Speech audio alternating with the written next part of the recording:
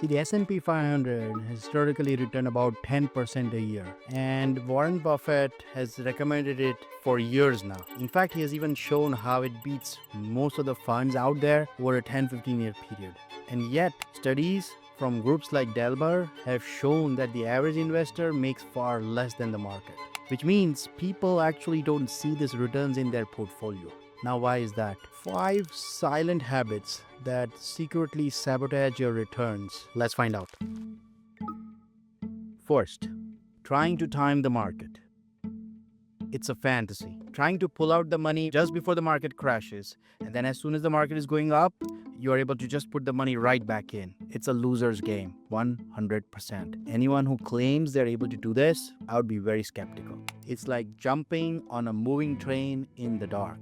Chances of you missing it and getting injured are significantly high. In fact, the research shows that over a 20-year period, just 10 days, okay? Just 10 days, if you miss those 10 days, your returns are significantly low. And the fix? Very simple. Just stay on the train. This leads to habit number 2, panic selling. Headlines are bad. Everything is crashing. You watch it on the news channel, you watch it online, and you're not affected initially, at least for the first 2-3 weeks. But if this keeps on going, bigger investors start dumping their stocks, their investments into the market, and the market starts crashing slowly and consistently. You hold on for a month or two, and then the panic starts. But imagine this, a retail store closing down, selling your favorite brands at 90% discount. You rush to the store to return what brands you had to get a refund at a 90% lower rate than what you bought. Does that make sense? No, right?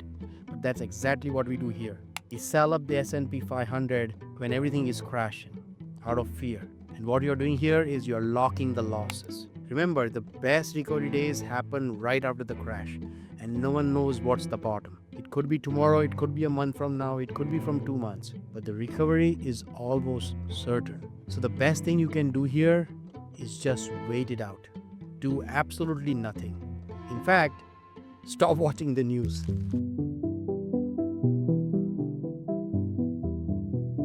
Habit number 3 is inconsistency. Think of this like a first day in your gym. You set up your membership, do a good workout, and then what? Does that change your physique? No, not really, right? It takes months of consistent efforts to really see noticeable changes. But that's not how people behave with the investments. They set up the initial investments and then they keep interrupting it. It's like this. If you were going for a year in the gym and then suddenly you pause, what do you think happens? Your muscles start to atrophy. You start losing the muscle mass. And slowly, if you keep extending this, you get back to your original shape, right? The same thing happens to your investments. You need to be consistent, and the easiest way to do that is to set up an automation. Just doing small incremental changes certainly starts giving you exponential returns. Make sure you try to aim for less. So if you think you can do 500 a month today in investments, I encourage you to do it only like 300 a month. Get comfortable. You can always increase after a few months. But if you go full gun blazing, it's just like going to the gym and then overworking out for the first week, and then you have an injury or you get burnt out, and then you stop the gym altogether. So keep that in mind, and we go on to habit number 4. Now, before we go there, if you're finding value in this video, I would really appreciate a like and subscribe to encourage me to make more videos. And if you think you want more information, just let me know in the comments below and I'll try to reply or make a new video about it.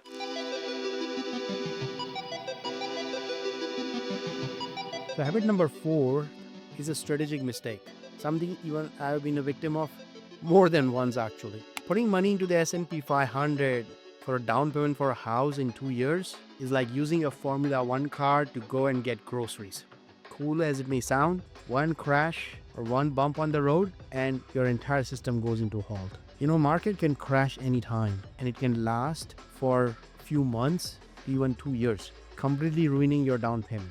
Remember, if you have a less than 8 years horizon, it's always better to put your money into the high yield savings account or a short-term index bond fund. The S&P 500 should be kept for longer goals like retirement or college savings or maybe for kids' inheritance. Your peace of mind is more important than a few more percentages of return.